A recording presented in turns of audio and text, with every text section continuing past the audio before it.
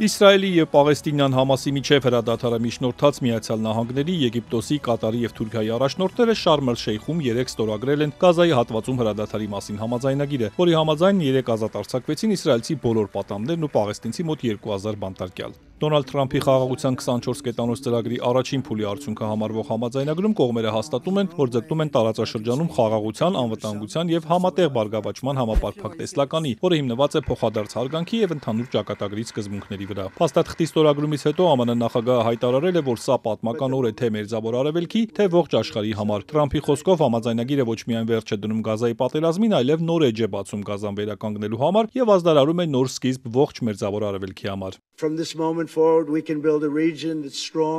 Այս պահից սկսած մենք կարող ենք կառուցել մի տարածաշրջան, որը կլինի ուժեղ, կայուն, բարգավաճ և միասնական ահաբեկչության ուղին մերժելու հարցում։ Մենք ցանկանում ենք մեկընդմիշտ ազատվել ահաբեկչությունից։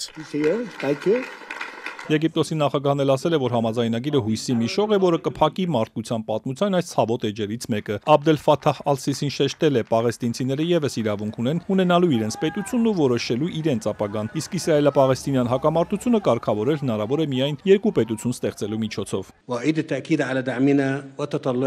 Վերահաստատում եմ մեր աջակցությունն ու հանձնառությունն այս ծրագրի իրականացմանը, ստեղծելու երկու պետության հիման վրա կոնֆլիկտը կարգավորելու համար անհրաժեշտ քաղաքական միջավայր, քանզի դա կոնֆլիկտը լուծելու և խաղաղ ապրելու, պաղեստինցիների և իսրայելցիների օրինական ձգտմանը հասնելու միակ ուղին է։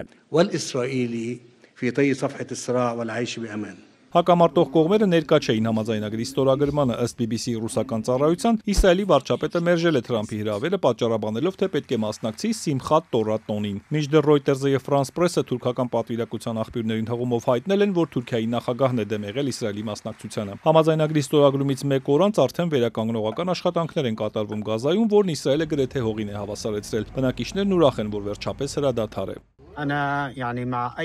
Ես աջակցում եմ ցանկացած ջանքի, որը հանգեցնում է անվտանգության, կայունության և տնտեսության վերականգնման, որպեսզի մարդիկ մխիթարվեն, քանզի բոլորը հոգնել են պատերազմից։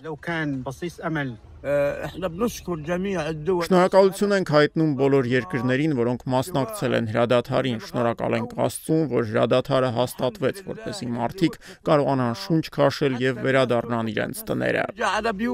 Թրամփի խաղաղության ծրագրի առաջին փուլի ամբողջական իրագործման շուրջ սակայն մեծ անորոշություն կա։ Մահացած պատանդների հարազատները զայրացած են, քանզի Արևմուտքի կողմից ահաբեկչական ճանաչված Համասը երեկ Իսրայելին էր փոխանցել 28 պատանդների դիերից միայն 4-ը։ Իսկ հրադադարի համաձայնագրից պարզվում է, որ Համասը գուցե չկարողանա նշված ժամկետում 72 ժամում փոխանցել բոլոր դիերը, քանի որ չի կարող պարզել նրանց գտնվելու վայրը։